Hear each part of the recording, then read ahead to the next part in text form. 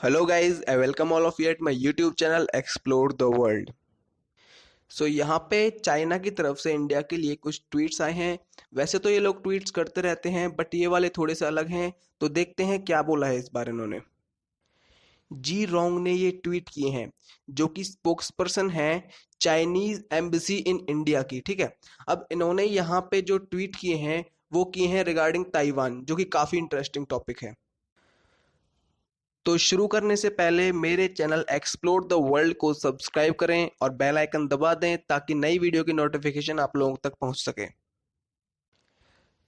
सबसे पहले इन्होंने बोला है कि चाइना ताइवान के पार्टिसिपेशन को लेकर डब्ल्यूएचओ और डब्ल्यूएचए में एकदम क्लियर है और ये सब वन चाइना पॉलिसी के अकॉर्डिंग हैंडल होना चाहिए। अब ये डब्ल्यूएचओ और डब्ल्यूएचए है क्या? डब्ल्यूएचओ है वर्ल्ड हेल्थ ऑर्गेनाइजेशन और डब्ल्यूएचए है वर्ल्ड हेल्थ असेंबली। सभी मेजर कंट्रीज इसको मिलकर चलाती हैं और इनकी मीटिंग होती रहती है। ठीक है, और ट्वीट में इन्होंने और क्या बोला है, वन चाइना पॉलिसी के अंडर पूरा एक चाइना है और सभी को we the people of republic China को फॉलो करना होगा जो इस चाइना के अंडर आ रहा है। ठीक है, सेकंड ट्वीट में इन्होंने लिखा है कि डेमोक्रेटिक प्रोग्रेसिव पार्टी, जो कि इस टाइम ताइवान में एक्टिव पॉलिटिकल पार्टी है, वो इस कोविड-19 पैंडेमिक का गलत फायदा उठा रहे हैं। लोगों की हेल्थ और वेलफेयर की तरफ ध्यान देने की बजाय वो लोग आज़ादी के इशू को बढ़ावा दे रहे हैं। अब तीसरा जो ट्वीट किया है जी रोंग ने, उसमें उन्होंने भारतीय मीडिया से कुछ बोला है। उन्होंने भारतीय मीडिया से बोला है कि वो लोग वन चाइना प्रिंसिपल को प्रमोट करें, जिसे ज़्यादातर इंटरनेशनल कम्युनिटी एक्सेप्ट कर चुकी है including government of India.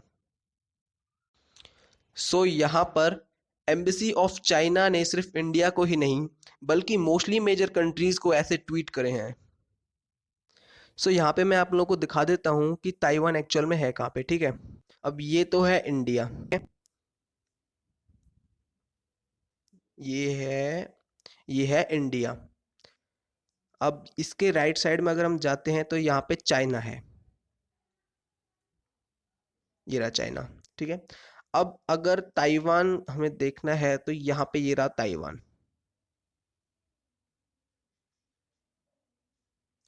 China के थोड़ा नीचे। ठीक है, ये एक टापू की तरह पड़ता है चाइना से।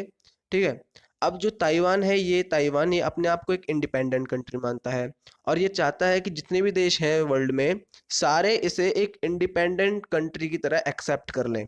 ठीक है, बट चाइना नहीं चाहता। चाइना चाहता है कि ये ताइवान चाइना का हिस्सा बने। अब ये एक डिस्प्यूटेड एरिया है इनके बीच में। अब देख सकते हैं चाइना से ताइवान का कैसा कनेक्शन है। ठीक है, अब सवाल आता है कि चाइना इस टाइम क्यों इतने एफर्ट्स कर रहा है।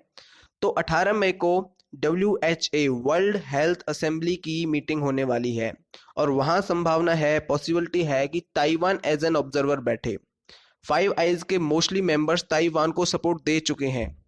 यूएसए ने ताइवान को खुला सपोर्ट किया है।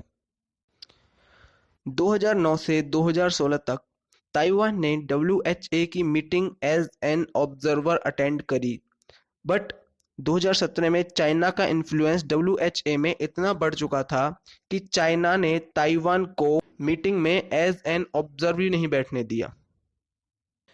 लेकिन अब जितने बड़े देशों का यहाँ पर सपोर्ट देखने को मिल रहा है ताइवान को, तो 18 मई को बड़ा ही इंटरेस्टिंग होगा ये देखना कि ताइवान मीटिंग में एज एन ऑब्जर्वर बैठता है या नहीं। ठीक है, अब बात यहाँ पे आती है इंडिया के स्टैंड की कि इंडिया यहाँ पे क्या स्टैंड लेगा। ठीक है, अब इंडिया को ये ध्यान में रखना होगा कि जैसे अब चाइना हमें वन नेशन चाइना को प्रमोट करने को बोल रहा है, उसका बिल्कुल उल्टा उसने इंडिया के साथ किया था।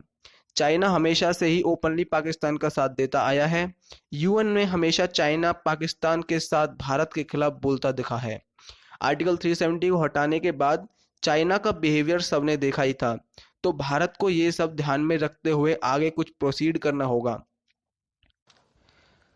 अब जो लोग भी ये वीडियो देख रहे हैं, आप लोग भी अपने पॉइंट ऑफ व्यू बताइए कमेंट सेक्शन में और बताइए कि भारत को इस टाइम वन चाइना पॉलिसी को प्रमोट करना चाहिए या फिर चाइना के अगेंस्ट जाकर ताइवान को सपोर्ट करना चाहिए। तब तक के लिए गुड बाय।